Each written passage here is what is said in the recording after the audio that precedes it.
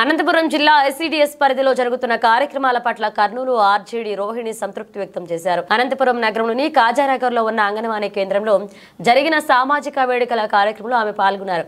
ఈ సందర్భంగా అంగన్వాడీలో జరుగుతున్న కార్యక్రమాల గురించి ఆరా తీశారు. అనంతరం విద్యార్థులకు అలాగే అక్షరాభ్యాసం చేయించారు.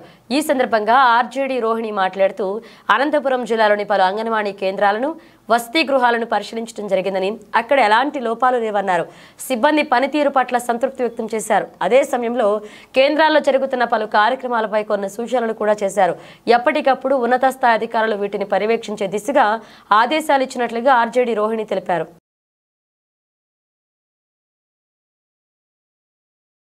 కాదు కానీ డిఫరెన్స్ ఉన్నాయి ఎక్స్ క్యాలిక్యులేషన్ అనే దానికోసం మొత్తం ఆఫీస్ అంతా వచ్చాం. దానిలో భాగంగానే నేను 2 అంగన్వాడీ సెంటర్లను ఇన్స్పెక్షన్ చేయడం జరిగింది.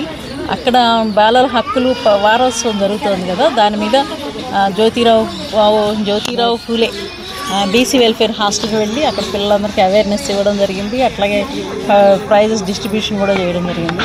ఇక్కడ అన్నప్రాసన అక్షరాభ్యాసం చేయడం జరిగింది ఈ అంగన్వాడీ సెంటర్లో. సో 2 అంగన్వాడీ సెంటర్లు కూడా చాలా నీట్గా కిచెన్ గార్డెన్ ఇక్కడైతే లేదు కానీ అక్కడ పోషణ వాటిక కింద చాలా కిచెన్ గార్డెన్ కూడా మెయింటైన్ చేస్తున్నారు. కాబట్టి 2 బాగున్నాయి సెంటర్స్.